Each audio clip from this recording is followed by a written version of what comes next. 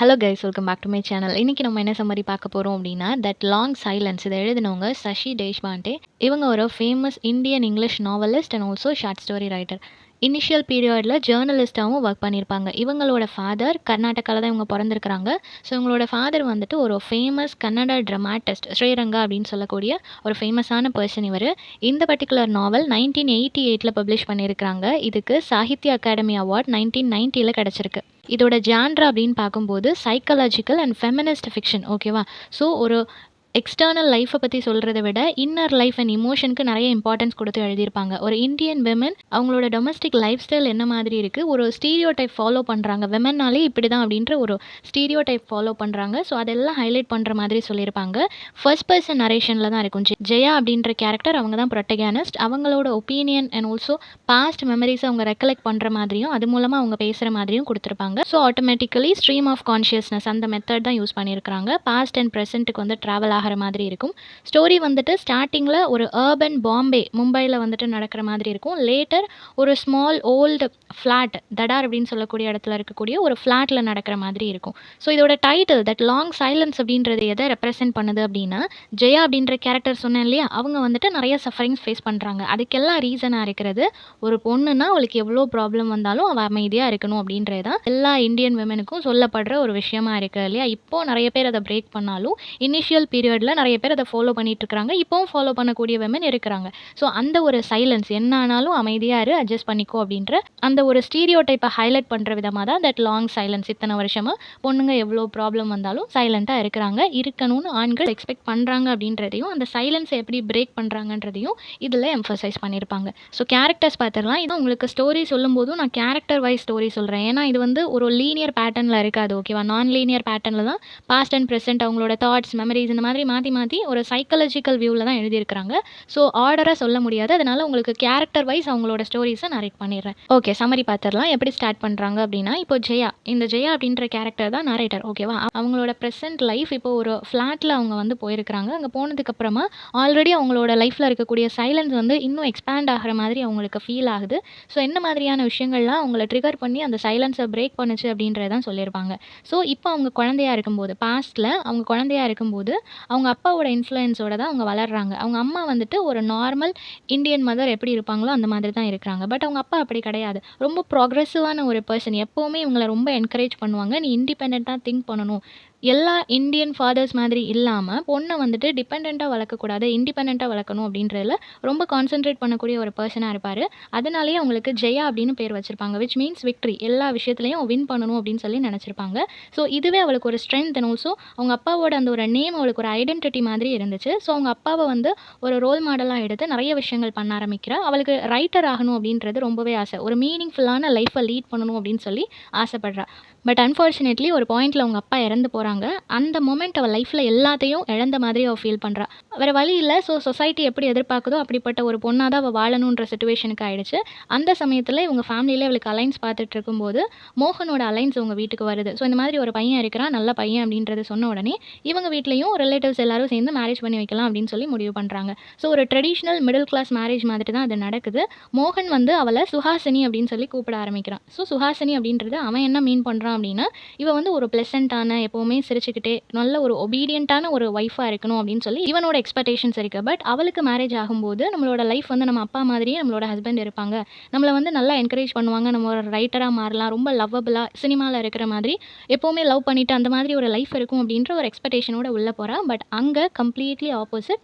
அவன் வந்து இவளை ஒரு அடிமை மாதிரி ட்ரீட் பண்ணுறான். அண்ட் ஆல்சோ இவளை ஒரு செக்ஷுவல் ஆப்ஜெக்ட் மாதிரியும் ட்ரீட் பண்ணுறான். லவ் அப்படின்றது அங்கே இல்லை, கம்ப்ளீட்லி லஸ்ட் மட்டும்தான் இருக்குது. ஸ்டார்டிங்கில் அவளோட ஒப்பீனியன்ஸை ஷேர் பண்ணணும் அப்படின்னு நினைக்கிறா. அவன் என்ன பண்ணாலும் இவகிட்ட ஒப்பீனியன்ஸ் கேட்கணும், இவளோட அக்செப்டன்ஸும் அவனுக்கு வேணும் அப்படின்ற மாதிரி இவன் நினைக்கிறா. பட் அவனுக்கு அது எதுவுமே பிடிக்கல. ஒரு பாயிண்டில் இவ எக்ஸ்பிரஸ் பண்ண ஆரம்பிக்கிறா, எனக்கு இந்த விஷயங்கள்லாம் பிடிக்க மாட்டிருக்கு, நீங்கள் ஏன் என்கிட்ட கேட்க மாட்டீங்க அப்படின்னு சொல்லிட்டு அவள் எல்லாத்துக்கும் அகேன்ஸ்டாக கொஷின் பண்ணும்போது அது அவனுக்கு பிடிக்கல. அவன் வந்து என்ன எக்ஸ்பெக்ட் பண்ணுறான் அப்படின்னா, இவன் என்ன பண்ணாலும் அவள் சரின்னு சொல்லணும், சைலண்ட்டாக இருக்கணுன்றது மட்டும்தான் அவனோட எக்ஸ்பெக்டேஷன்ஸ். ஸோ ஸ்லோலி அவளுக்கு அது அண்டர்ஸ்டாண்ட் ஆகுது. ஓகே, நம்ம அமைதியாக இருந்தால் தான் நம்மளோட லைஃப் வந்து பீஸ்ஃபுல்லாக இருக்கும் அப்படின்றது அவளுக்கு புரியுது. ஏன்னா அந்த ஆர்குமெண்ட் வந்து சண்டையில் போய் முடியுது அப்படின்றப்போ அவள் அதை அப்படியே தவிர்க்க ஆரம்பிக்கிறா. ஆரம்பிக்கிறா. ஒரு பாயிண்ட்ல அந்த சைலண்ட் அப்படின்ற விஷயம் கம்ப்ளீட்டா அவள ஓவர் ஷேடோ பண்ணுது. எல்லாத்தையும் தாண்டி ஒரு ஐடியல் ஒய்ஃபா இருக்கணும் அப்படின்னு சொல்லிட்டு எல்லா சிச்சுவேஷன்லயும் அமைதியா அவன் என்ன பண்ணாலும் அத பார்த்துட்டு மட்டும் தான் இருக்கிறாளே தவிர எந்த ஒப்பீனியனும் ஷேர் பண்றது கிடையாது. தென் ஒரு பாயிண்ட்ல வந்து அவ எழுதலாம் அப்படின்னு சொல்லி முடிவு பண்றா. ஸோ ஒரு ரைட்டரா மாறுறதுக்காக இந்த Indian women particularly middle class women house ஒய்ஃபோட லைஃப் என்ன மாதிரி இருக்கு, என்ன மாதிரியான டொமஸ்டிக் வயலன்ஸ் எல்லாம் அவங்க எக்ஸ்பீரியன்ஸ் பண்றாங்க, அவங்களோட ஒப்பீனியனை ஷேர் பண்ண முடியல, இந்த மாதிரி நிறைய விஷயங்களை அவளோட ஒர்க்ஸ்ல அவ எழுத ஆரம்பிக்கிறான். அது பப்ளிஷ் ஆகும்போது மக்களை நிறைய பேரை ரீச் பண்ணும்போது அது மோகனுக்கு ரொம்ப கோவம் வருது. எப்படி நீ நம்மளோட பிரைவேட் லைஃப்ல நடக்கக்கூடிய விஷயங்கள் எல்லாத்தையும் நீ பப்ளிக்கா ஒரு இடத்துல வந்து சொல்லலாம் அப்படின்ற மாதிரி அவன் கோவப்படுறான். ஸோ அவனோட அந்த ரியாக்ஷன் வந்துட்டு இவளை வந்து அந்த ரைட்டிங்ஸை ஸ்டாப் பண்ண வைக்குது. ஸோ இதுக்கப்புறம் எழுத வேண்டாம் அப்படின்னு சொல்லி முடிவு பண்றா.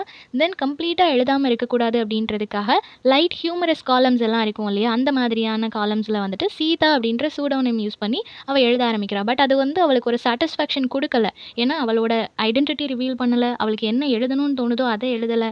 ஸோ இந்த மாதிரியான விஷயங்கள் எல்லாம் அவளை ரெஸ்ட்ரிக்ட் பண்ணாலும் அதை தாண்டி ஒரு சின்ன சாட்டிஸ்ஃபேக்ஷன் கிடைக்கும், அட்லீஸ்ட் நான் எழுதுறேன் அப்படின்றதுக்காக எழுதிட்டு இருக்கிறா. என்னோட ஐடென்டிட்டிக்கு அகேன்ஸ்டாக நான் ஒரு விஷயம் பண்ணிட்டு இருக்கிறேன்றது அவளுக்கு புரியுது. இருந்தாலும் வேற வழி இல்லைன்னு கண்டினியூ பண்ணுறா. இப்போ அவங்களுக்கு 2 குழந்தைங்க பிறக்குது, ராகுல் அண்ட் ரதி. ராகுல் அப்படின்ற பர்சன் ரொம்ப சென்சிட்டிவான ஒரு பர்சன். பட் ஜெயா வந்துட்டு அவனோட இமோஷன்ஸை அவளால் அண்டர்ஸ்டாண்ட் பண்ணிக்க முடியல. அவங்க வீடே எப்படி இருக்குது அப்படின்னா எல்லாரும் ஃபிசிக்கலி அங்கே ப்ரெசென்ட்டாக இருக்கிறாங்களே தவிர யாருக்கும் ஒரு இமோஷனல் கனெக்ஷன், இமோஷனல் பாண்டிங் அப்படின்றது அங்கே கிடையாது. ஸோ ஃபேமிலியில் வந்து கம்யூனிகேஷன் ப்ராப்பராக இல்லாததுனால அந்த குழந்தைங்களோட மென்டாலிட்டியும் ரொம்ப வித்தியாசமாக இருக்குது. அவனுக்குள்ள நிறைய விஷயங்கள் அவனை அழுத்திட்டே இருக்குது. பட் அவங்க அம்மாவுக்கு அது தெரியவே இல்லை. ஒரு பாயிண்டில் அவனுக்கு தாங்க முடியாமல் அந்த வீட்டை விட்டு ஓடி போயிடுறான். அந்த மொமெண்ட் ஜெயாவுக்கு ரொம்ப ஷாக்கிங்காக இருக்குது. நம்மளோட பையனை நம்ம சரியாக புரிஞ்சுக்கலையோ, அதனால தான் அவன் ஓடி போயிட்டானோ, ஸோ ஒரு மதராக நான் ஃபெயில் ஆயிட்டனோ, இந்த ஒரு சைலன்ஸ்னால தான் அவன் போயிட்டானோன்ற மாதிரியெல்லாம் அவளுக்கு ஃபீல் இருக்குது. பட் ரதி அப்படின்ற இந்த பொண்ணு கம்பேரிட்டிவ்லி ராகுலை விட அம்மா கிட்ட நிறைய டைம் ஸ்பெண்ட் பண்ணக்கூடிய பொண்ணு. ஆனால் அதே மாதிரி தான் ஒரு லேக் ஆஃப் இமோஷனல் பாண்ட் தான் இருக்கும். ஓகேவா, அவங்கக்கிட்ட ஒரு டீப் இமோஷனல் பாண்ட் இருக்காது. ஸோ அதனால் எல்லா விஷயத்தையும் ஓப்பனாக அவள் சொல்ல மாட்டாள். இதுக்கு இடையில ஜெயாக்கு வந்து ஒரு முறை அபார்ஷன் கூட ஆயிருக்கும். ஸோ அது ஒரு ட்ரமாட்டிக் எக்ஸ்பீரியன்ஸாக அவளுக்கு இருந்திருக்கும். அப்போவும் மோகன் வந்து அவளை ஃபிசிக்கலி அண்ட் இமோஷனலி எந்த கேருமே அவளுக்கு கொடுத்துருக்க மாட்டான். ஸோ அதனாலேயும் அவளுக்கு ரொம்ப அது ஹர்ட் ஆகும். ஸோ எதை பற்றியுமே இவன் யோசிக்க மாட்டானே, நம்மள ஒரு மெஷின் மாதிரி ட்ரீட் பண்ணுறானே அப்படின்னு சொல்லிட்டு அவளுக்கு அவ்வளோ கஷ்டமாக இருக்கும். தென் ஒரு நாள் மோகன் சொல்கிறான் வீட்டுக்கு வந்து நம்ம இதுக்கு மேலே இங்கே இருக்க முடியாது, வேற இடம் பார்க்கணும் அப்படின்னு சொல்கிறான். ஸோ சிச்சுவேஷன் இவங்களுக்கு புரியவே இல்லை, என்ன ஆச்சு, எதுக்காக இப்படி நடக்குதுன்னு சொல்லி அவ்வளோ யோசிக்கிறாங்க. தென் இவளுக்கு என்ன தெரிய வருது அப்படின்னா அவன் வேலை பார்க்குற இடத்துல இல்லீகலாக அவன் ஒரு ஃபேவர் பண்ணதுனால அந்த கரப்ஷனால அவனை வந்து சஸ்பெண்ட் பண்ணிட்டாங்க. இன்னும் கொஞ்ச நாள் அவங்க ஒர்க் பண்ண முடியாது, இந்த இடத்துலையும் இருக்க முடியாது, ரெபுடேஷன்ஸ் எல்லாம் ஸ்பாயில் ஆயிடுச்சுன்றது தெரிஞ்சு போச்சு. ஸோ அவங்க ஃபேமிலியாக அந்த கம்ஃபர்டபுளான லைஃப்ல இருந்து கொஞ்சம் மோசமான ஒரு லைஃபுக்கு போகிறாங்க. ஸோ அப்படி தான் அவங்க ஒரு ஃப்ளாட்டுக்கு ஷிஃப்ட் ஆகுறாங்க. அங்கே போனதுக்கப்புறமும் இவர் வந்து கம்ப்ளீட்டாக என்ன நடந்துச்சு, எதுக்காக இதெல்லாம் நடக்குதுன்றத ஜெயா கிட்ட எக்ஸ்பிளைன் பண்ணவே இல்லை. அது தேவையும் இல்லை அப்படின்ற மாதிரி அவர் நினைக்கிறாரு.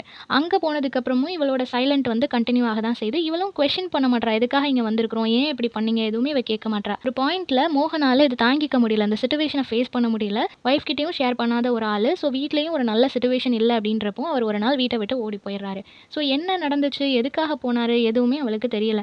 இருந்தாலும் பொண்ணு இருக்கிறா, வேற வழி இல்லை அப்படின்றதுக்காக அப்படியே லைஃப்பை கண்டினியூ பண்ணிட்டு இருக்கா. ஸோ இந்த லோன்லியான டைம்ல தான் ஜெயா வந்து அவங்க ஃப்ளாட்டை விட்டு வெளியே வந்து மற்றவங்களோட லைஃப் எல்லாம் பார்க்குறாங்க, ஒவ்வொருத்தங்க கிட்டேயா பேச ஆரம்பிக்கிறாங்க.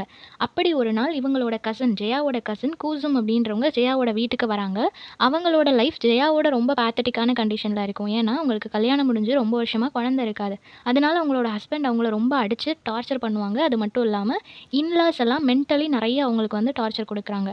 ஸோ கம்ப்ளீட் ஒரு மேட் விமன் மாதிரி அவங்க பிஹேவ் பண்ண ஆரம்பிச்சிருவாங்க. ஸோ மென்டலி அண்ட் ஃபிசிக்கலி அவங்கள டார்ச்சர் பண்ணுறதுனால அவங்களால அந்த லைஃப்பை இதுக்கு மேலே கண்டினியூ பண்ண முடியாமல் எங்கேயாவது போயிடலாம் அப்படின்னு சொல்லிட்டு ஜெயாவோட வீட்டுக்கு வருவாங்க. இங்கே வந்து அவங்க கிட்ட கன்ஃபஸ் பண்ணுறாங்க, அழுதுகிட்டே இருக்கிறாங்க, இந்த அளவுக்கு நான் டார்ச்சர் அனுபவிச்சேன் அப்படின்னு சொல்லும்போது ஜெயா கம்பேர் பண்ணி பார்க்குறாங்க, நம்ம லைஃப்பை விட அது ரொம்ப கொடூரமாக இருக்குது. மோகன் வந்து இமோஷ்னலி என்னை நெக்லெக்ட் பண்ணுறாரு, பட் இவளுக்கு வந்து physical and also mental torture அனுபவிச்சிருக்கிறாளே அப்படின்னு சொல்லிட்டு ஜெயா ரொம்ப ஷாக்கிங்காக எல்லா விஷயத்தையும் கேட்டுட்டு இருக்கிறா. அந்த பொண்ணு கம்ப்ளீட்டாக உடஞ்சி போய் இருந்தாலும் போல்டாக ஒவ்வொரு விஷயத்தையும் சொல்லிட்டு இருக்குது. மேட் மாதிரி அவள் சில சமயங்களில் பிஹேவ் பண்ணாலும் ஸ்டில் அவள் வந்து நார்மலாக தான் இருக்கிறா. தெளிவாக ஒரு முடிவெடுத்து அவனை விட்டு விலகி வந்துட்டா. ஸோ இந்த மொமெண்ட் வந்து ஜெயா முடிவெடுக்கிறா, நம்ம இன்னும் இப்படி அமைதியாக இருந்தால் நம்ம லைஃப்பும் இப்படி ஆகிறதுக்கு சான்சஸ் இருக்குது அப்படின்னு சொல்லிட்டு. தென் கூசும் இப்போ அவகிட்ட எல்லாத்தையும் சொல்லி முடிச்சுட்டு சரி ஓகே என்னோட லைஃப்பை நான் பார்க்குறேன், நான் ஏதாவது பண்ணுறேன் அப்படின்னு சொல்லிட்டு அங்கேருந்து கிளம்பி போகிறா.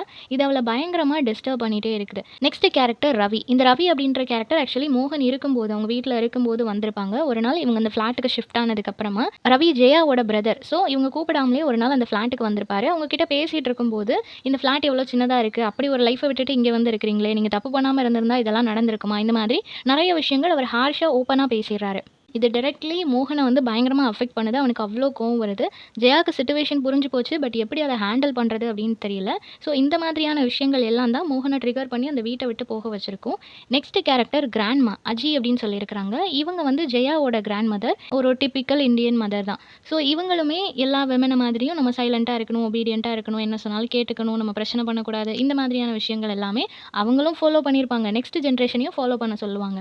ஸோ இவங்க வந்துட்டு அவங்களோட பையன் வந்து அதாவது ஜெயாவோட அப்பா ஜெயாவை ரொம்ப போல்டாகவும் ஒரு இண்டிபெண்ட்டாகவும் வளர்க்கும்போது இவங்க திட்டிகிட்டே இருப்பாங்க, நீ ஒரு பொண்ணை வந்து இந்த மாதிரி வளர்க்கக்கூடாது அப்படின்னு சொல்லிட்டு.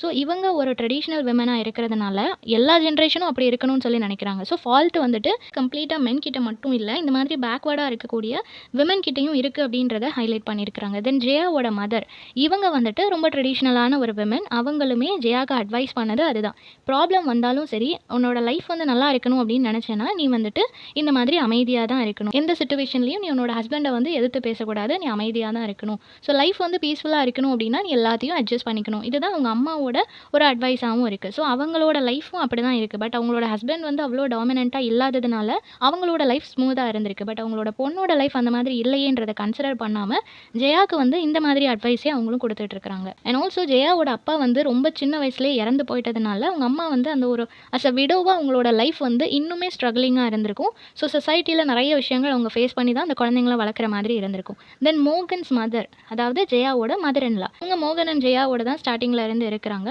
ஸோ ஆட்டோமேட்டிக்கலி எல்லா வீட்லேயும் இருக்கிற மாதிரி இவங்களும் பையனுக்கு சப்போர்ட் பண்ணுறது, அவங்களுக்கு பிரச்சனை வரும்போது அவன் அப்படி தான் பேசுவான், அவன் ஒரு பையன், நீ தான் அமைதியாக இருக்கணும், இந்த மாதிரி எல்லாம் சொல்கிறது. ஸோ அஸ் எ விமனாக அவங்களும் ஒரு விமனுக்கு சப்போர்ட் பண்ணணும். அவங்க பையன் மேலே தப்பு இருந்தால் கண்டிப்பாக அவங்க வந்து இன்லாக்கு தான் சப்போர்ட் பண்ணணும். ஆனால் அவங்க எந்த விதத்துலையும் அவங்களோட பையனை விட்டு கொடுக்காம அவங்க ஒரு ஆண் அப்படின்றத இவங்களே சொல்லி கொடுக்கறதுனால தான் அங்கே வந்து நிறைய ப்ராப்ளம்ஸ் வந்து கிரியேட் ஆகுது. ஸோ எப்படி ஜெயாவோட கிராண்ட் மதரும் சரி அவளோட இன்லாவும் சரி எப்படி அந்த ஆண்களுக்கு வந்து இன்னும் அவங்கள வந்து இந்த மாதிரியே கண்டினியூ பண்ண சொல்லி இவங்களே எடுத்து கொடுத்துட்டே இருக்கிறாங்களோ, இந்த சிச்சுவேஷன் கண்டினியூ ஆகிற வரைக்கும் மென்னோட இந்த ஒரு டாமினேஷன் அப்படின்றது குறையாது அப்படின்றத சொல்லியிருக்காங்க. ஸோ இவங்க வீட்டில் கிரியேட் ஆகிற பாதி ப்ராப்ளம்க்கு அவங்களோட மதர் இன்லாவும் ஒரு ரீசன். தென் மிஸ்டர் கமெட் இவர் யார் அப்படின்னா ஜெயாவோட நெய்பர். இந்த பர்சன் தான் இவளோட லைஃப்லேயே ஒரு பர்சன் ஒரு விஷயத்த கேட்கும்போது எந்த விதமான ஜட்ஜ்மெண்டல் டோன் இல்லாமல் நீங்கள் எது வேணால் ஓப்பனாக சொல்லலாம். அது என்ன மாதிரியான ப்ராப்ளம், அதுக்கு எப்படி சொல்யூஷன் கண்டுபிடிக்கலான்றதை நம்ம அப்புறம் பார்ப்போம், நீங்கள் ஃபஸ்ட்டு ஓப்பனாக பேசுங்க, ஒரு பிரச்சனை இல்லை அப்படின்னு சொல்லிட்டு ரொம்ப இன்டெலெக்சுவலாக பேசக்கூடிய ஒரு பர்சனாக இவ ஃபர்ஸ்ட் அந்த பர்சனை தான் பார்க்குறான்.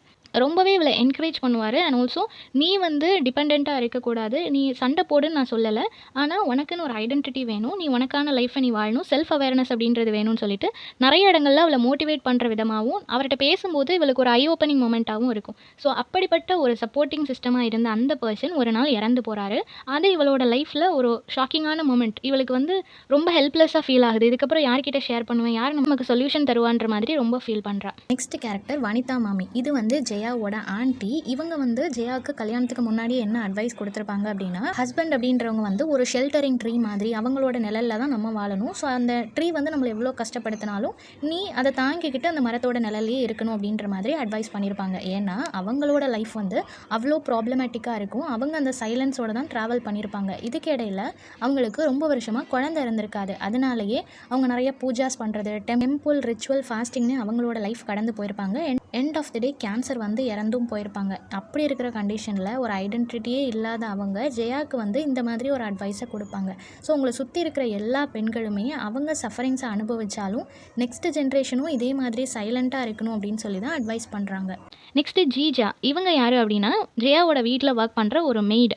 இவங்களோட லைஃப் கேட்டால் இன்னும் பேத்தட்டிக்காக இருக்கும். அவங்களோட ஹஸ்பண்ட் வந்து நல்லா குடிச்சிட்டு எப்பவும் வந்து இவங்களை போட்டு பயங்கரமாக அடிப்பார்.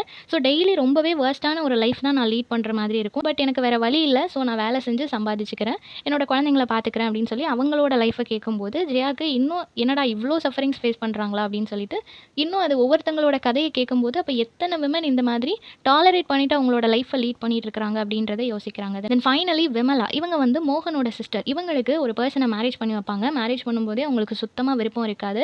அதுக்கப்புறம் அந்த மேரேஜ் லைஃப் சரியாயிரும்னு பார்த்தாலும் இன்னும் மோசமாக தான் போகும். பட் யார்கிட்ட சொன்னாலும் ஒரு ப்ராப்பரான ரெஸ்பான்ஸோ சொல்யூஷனோ உங்களுக்கு கொடுக்கல. ஒரு பாயிண்டில் அந்த லைஃப்பை இதுக்கு மேலே கண்டினியூ பண்ண முடியாது அப்படின்னு சொல்லிட்டு அவங்க சூசைட் பண்ணிட்டு இறந்து போகிறாங்க. ஸோ அவங்களோட லைஃப்பை பார்க்கும்போதும் ஜெயாவுக்கு வந்துட்டு என்னடா நம்ம இவ்வளோ கஷ்டப்படுறோம், இந்த சைலன்ஸ் வந்து நம்மளோட லைஃப்பில் மட்டும்தான் இருக்குதுன்னு நினச்சோம். But each and every women அவங்களோட லைஃப்பில் ஒரு சைலன்ஸ் இருக்குது அப்படின்னு சொல்லிட்டு அந்த மொமெண்ட் அவங்களுக்கு ரியலைஸ் ஆகுது. ஸோ எல்லாருமே எல்லாருமே சஃபர் பண்ண தான் செய்கிறாங்க. எல்லாருமே அந்த சைலன்ஸ் அப்படின்ற ஒரு விஷயத்த கேரி பண்ணிகிட்டே தான் இருக்கிறாங்க அப்படின்றது புரியுது. ஸோ இப்படி போயிட்டுருக்கிற சமயத்தில் அவங்க ஒரு சைக்காலஜிக்கல் கன்ஃபியூஷனில் இருக்கும்போது ஒரு டெலகிராம் அவங்களுக்கு வருது. இந்த மாதிரி மோகன் வந்து நான் திரும்ப வரேன் அப்படின்றத மென்ஷன் பண்ணி ஒரு டெலகிராம் அனுப்பியிருக்கிறாரு. அதை பார்த்த உடனே ஜெயா என்ன நினைக்கிறாங்க அப்படின்னா, இந்த டைம் நம்ம அவரை அக்செப்ட் பண்ணிக்கணும். அவர் வீட்டுக்கு வரட்டும். ஆனால் இந்த டைம் நம்ம அமைதியாக இருக்கக்கூடாது. எதுவாக இருந்தாலும் நம்ம பேசணும் அப்படின்னு ஒரு முடிவுக்கு வராங்க. ஏன்னா சைலண்ட்டாக இருக்கும்போது எல்லாத்துக்குமே நம்ம ஓகே சொல்கிறோன்னு ஆயிடுது இல்லையா? ஸோ சிச்சுவேஷன் எப்படி தான் சேஞ்ச் பண்ணுறது? ஸோ இந்த ஒரு ஸ்டீரியோ டைப்பை பிரேக் பண்ணணும்னா அமைதியாக இருக்கக்கூடாது அப்படின்றத அவங்க புரிஞ்சுக்கிறாங்க. ஸோ அவர் வர்றதுக்காக வெயிட் பண்ணுறாங்க. பட் அமைதியாக இருக்கக்கூடாதுன்றத முடிவு பண்ணுறாங்க. ஸோ ஒரு விமன் வந்து இந்தியன் சொசைட்டியில் எவ்வளோ சஃபர் ஆகிறா, ஸ்டில் மென்டலி பேக்வர்டாக இருக்கக்கூடிய மென் இருக்க தான் செய்கிறாங்க. அதை என்கரேஜ் பண்ணக்கூடிய இன்லாஸ் இருக்க தான் செய்கிறாங்க இல்லையா? ஸோ அதுக்கு அகேன்ஸ்டாக வாய்ஸ் அவுட் பண்ணுற மாதிரி தான் இந்த நாவலை எழுதியிருக்கிறாங்க. ஸோ இந்த சம்மரி எல்லாருக்கும் புரிஞ்சிருக்கும்னு நினைக்கிறேன். நெக்ஸ்ட் என்ன டாப்பிக்கில் வீடியோ போடலான்னு சொல்லி கமெண்ட் பண்ணுங்கள். தேங்க்யூ ஃபார் வாட்சிங்.